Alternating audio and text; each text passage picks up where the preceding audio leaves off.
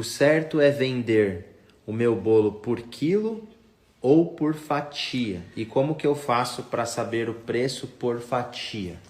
Gente, primeiro de tudo, não tem certo e errado. Você que tem que encontrar o seu melhor caminho aí, o que você acha melhor pra você.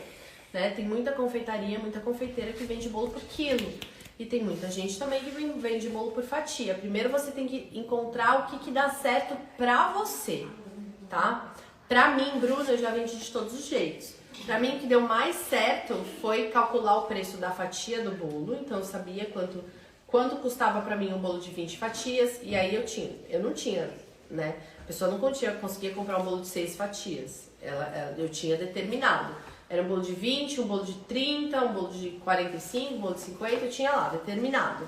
E aí eu sabia exatamente quanto custava cada fatia desse bolo, então eu sabia o preço completo. O que eu fazia, tá? Você pode achar que isso não é legal, e aí, gente, cada um faz o que achar melhor.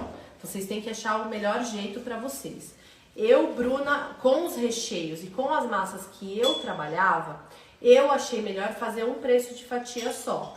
Então, eu só trabalhava com a massa amanteigada, e no caso essa massa amanteigada podia ser de Red Velvet, podia ser de Blueberry, né? Ela tinha as suas variações, tá? Então eu tinha lá a minha massa definida e todas elas tinham mais ou menos o mesmo peso. Porque isso também é muito importante, gente. Uma massa amanteigada é muito mais pesada do que um chiffon, por exemplo, que é uma massa de método espumoso, uma massa super leve. E aí eu defini as minhas massas e os meus recheios. Os meus recheios, eles davam uma variação de R$5 no máximo para mais, de R$5 no máximo para menos. Então eu peguei o preço do mais alto e calculei o preço da minha fatia. Então eu sabia que todos os meus bolos cobertos, apenas cobertos com buttercream, tinham o preço X da fatia. E aí o cliente, quando vinha até mim, eu falava, se você simplesmente quer um bolo coberto com buttercream, né, sem eu ter nenhum trabalho de decoração, o preço dele é esse. Aí a gente personalizava o que ele queria de decoração. E aí eu dava o valor pra ele, fechado dessa personalização do bolo. E como que eu sabia o preço da fatia? A gente tem uma planilhinha que inclusive os alunos têm acesso, que o Fernando desenvolveu. E essa planilha, ela me dá o peso exato de cada tamanho de bolo. Então ela me dá o peso exato se eu quiser um bolo de 11 centímetros de diâmetro, de 15, de 35, de 50, do que for. Então ela me dá o peso.